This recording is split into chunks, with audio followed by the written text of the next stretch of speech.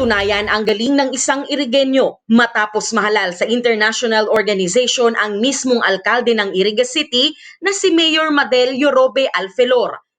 Siya ang isa sa mga panibagong pangulo ng United Cities and Local Governments Asia Pacific. Ang UCLG kasi, these are, kumbaga, parang ano yan, League of Cities of the Philippines.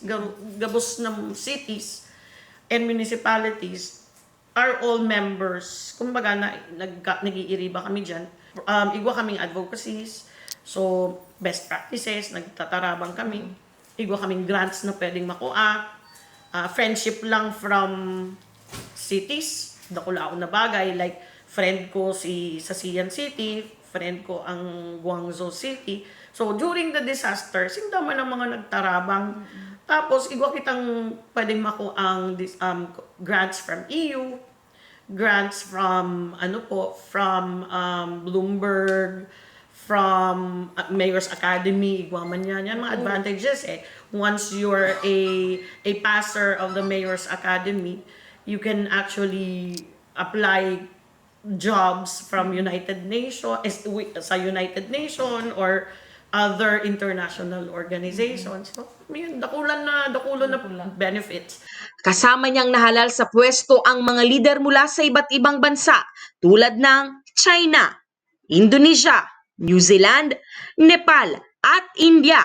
Si Mayor Madel ang representante ng Southeast Asia para sa nasabing organisasyon. You need nominations coming from at least 8 to 10 nominations coming from other cities na members.